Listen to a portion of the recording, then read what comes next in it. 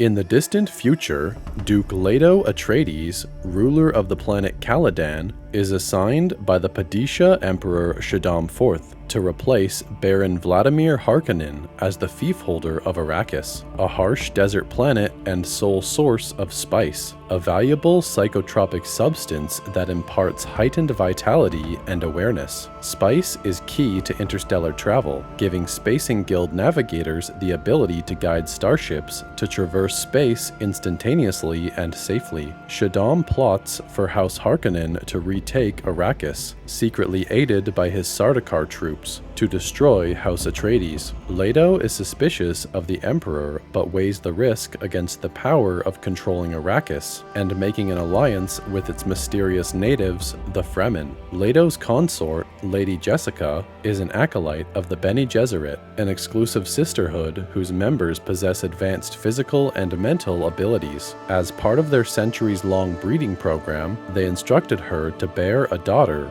whose son would become the Kwisatz Haderach, a Bene Gesserit and messianic superbeing with the clairvoyance necessary to guide humanity to a better future. She disobeyed and bore a son, Paul Atreides, who is trained by Leto's aides, Duncan Idaho, Gurney Halleck, the Suk Doctor Wellington Yue, and the Mentat Thafir Huwad. Jessica teaches him Bene Gesserit disciplines. Paul confides in Jessica and Duncan of his troubling visions of the future. The Reverend Mother and Imperial Truthsayer Gaius Helen Mohaim visits Caladan and subjects him to a death alternative Gom Jabbar test to assess his humanity and impulse control, which he passes. At a secret meeting on Gadi Prime, Mohaim insists Baron Harkonnen spare Paul and Jessica in his coup, to which he duplicitously agrees. House Atreides arrives at Arrakeen, the fortress stronghold on Arrakis. Duncan's advance party has made contact with the Fremen.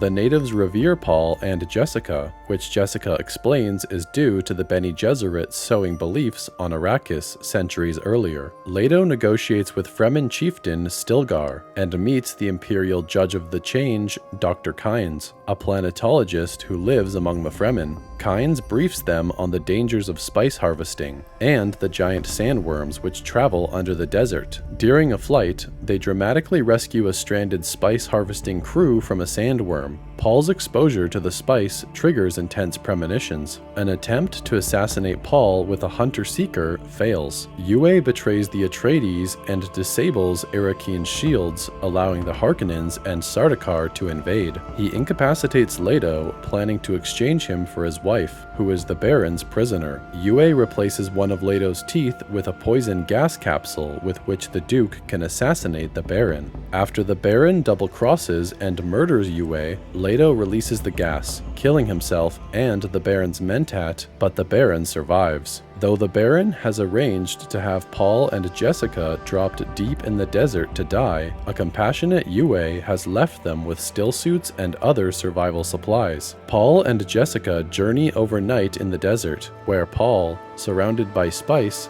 has visions of a bloody holy war fought across the universe in his name.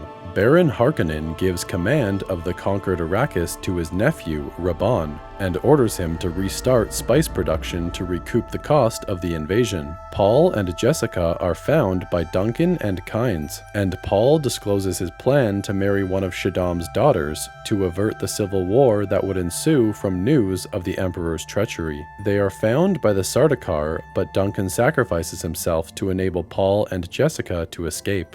Kynes is mortally wounded by Sardaukar, but summons a sandworm that devours them all. In the deep desert, Paul and Jessica encounter Stilgar's tribe, including Chani, the girl in Paul's visions. Fremen warrior Jamis opposes Stilgar's lenience to them and challenges Paul to a ritual duel to the death, which Paul wins. Against Jessica's wishes, Paul joins the Fremen to fulfill his father's goal of bringing peace to Arrakis.